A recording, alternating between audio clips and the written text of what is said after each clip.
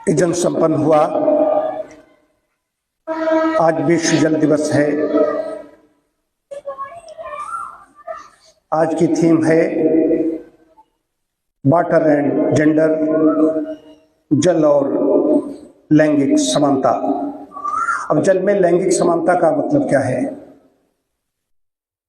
स्त्री पुरुष है एक तरफ महिलाएं हैं, लड़कियां हैं। इन पर भार है। ऐसे दूर सुदूर ग्रामीणों अंचलों में पूरे धरती की बात हो रही है। खाली भारत की बात है, भारत के गांव भी ऐसे, राजस्थान के इलाके में जाइए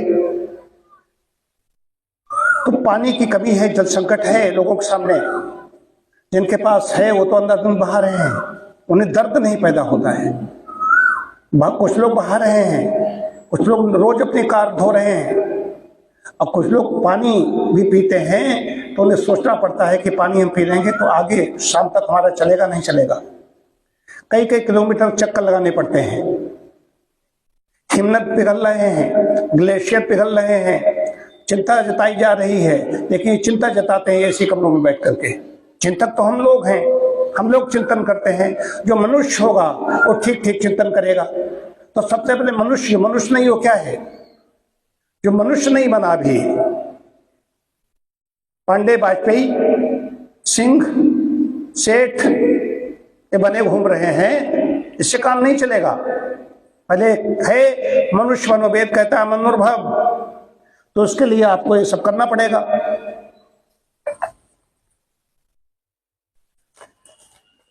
गीता भगवान की वाणी है।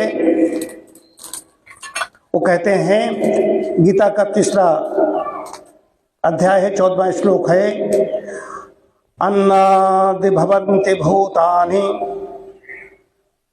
पर्जन्यादन्न संभवाः यज्ञादि भवति पर्जन्यो यज्ञः कर्म समुद्भवाः।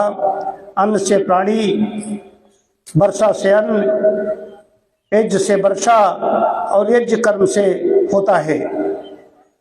इससे सब कुछ होता है, इससे सब कुछ होता है। ये करोगे तो पौधे, इनको ऑक्सीजन हमें मिल रही, कार्बन डाइऑक्साइड कहाँ जा रही है? पौधे सब ग्रहण कर रहे हैं। इसीलिए दिन में यजन का विधान है, हवन का विधान दिन में है, यज्ञ का दिन में है कि दिन में ऑक्सीजन यहाँ से निकल रही, जो हमने आहुतियां डाली, हैप्पी डाला, घी डाला।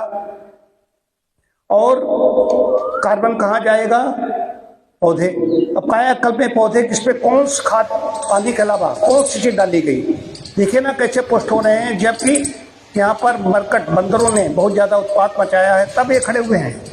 नहीं तो जमीन नहीं दिखाई देती। आदमी प्रवेश अंदर करता है, उसको डर लगता है इसके अंदर। हालांकि साफ सफाई होना चाहिए, साफ सफाई तो रहती ही है। ये बता रहा हूं। तो इसके द्वारा जो भूगर्भ जल संचय कैसे होना चाहिए? तो पौधे होंगे, उनके द्वारा जमीन के अंदर जाएगा। हम वाटर हार्वेस्टिंग की बात तो करते हैं, लेकिन हम स्वयं काम करते नहीं। पानी हमारा छत का उनका सबका बह जाता है, पानी हमारे अंदर निकला, हमारे इन्हीं पौधों में चला गया। कायाकल्प का पानी उसी के अंदर चला जाता है, वर्षा का भी चला जाता है। दैनिक जीवन में हमें क्या करना है, ये सोचना पड़ेगा। जो इसमें आ जाएगा उसका एक यहाँ पर जितने व्यक्ति बैठे हुए हैं, मैंने किसी से पूछा नहीं, लेकिन कोई भी व्यक्ति ऐसा नहीं होगा कि अपने वॉश बेसिन की टोटी खोल करके शेव करता हूं। मैं दावे से कह रहा हूं। एक चिंतन उसके अंदर पैदा हो जाता है, वो दुरुपयोग नहीं करेगा। उसके ऊपर उसे दिखाई देता है कि जल तो देव है, हर जगह उसको देव के दर्शन होते हैं।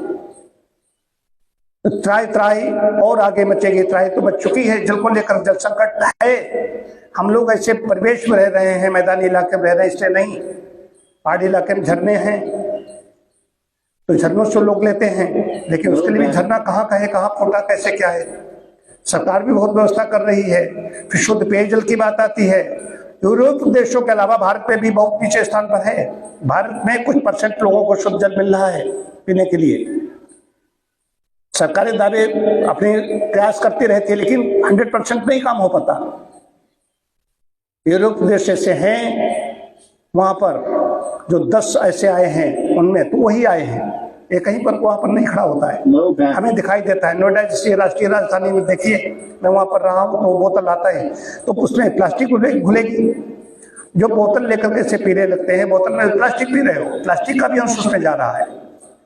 ये अच्छी बात है कि ताजा जल हैंडपाइप से मिल रहा है, फिर हैंडपाइप भी लगा दिया है, कैविटी है, गहराई कितनी है, कितनी डीप बोरिंग है, बोर कितना गहरा है, किस स्टेटस ले रहे हैं, आसपास कुछ गंदे संदा, वहां कुछ ऐसी चीज नहीं है जो उस टैंक में जा रही हो। इस बड़ा विषय है, तो इसके लिए क्या ये मुख्य चीज है, ये करोगे तो सब कुछ हमें भी मिल रहा है, वनस्पत जगत को भी मिल रहा है कि मनुष्य का भोजन पोषण कहां से मिलेगा, भोजन से मिलेगा। अन्नादि भवन्ति भूतानि, और अन्न प्राणियों की उत्पत्ति अन्न से कही गई है, अन्न से ही होगा, शरीर पुष्ट होगा, शरीर इस लायक बनेगा, शरीर इस लायक बनेगा तो वो संतान पतलायक स्त्री पुरुष होंगे, उनसे संतति पैदा होगी, ये चक्र है। और अन्न कहाँ से होगा, वर्षा से अन्न की उत्पत्ति होती है, तो वर्षा कैसे होगी, इससे होगी। कहीं अतिवृष्टि हो रही है, जल्दी बाढ़ दिखाई देने लगती है, बाढ़ इसलिए दिखाई देती है, पेड़ों कट गए, पेड़ जब कट जाएंगे तो बाढ़ जल्दी दिखाई देगी, पेड़ों द्वारा जमीन पानी अंदर पहुंच जाता था तो जल्दी बाढ़ हो जाती है। उधर भूक्षरण हो रहा है तो जल्दी ही बाढ़ दिखाई पड़ी और जल्दी सूखा हो जाता है, कहीं बाढ़ है कहीं सूखा है, जल्दी जल्दी सब पानी बह जाता है। पानी को हम रोक नहीं पा रहे हैं, भूक्षरण को भी रोकना है, भूक्षरण भी हो रहा है।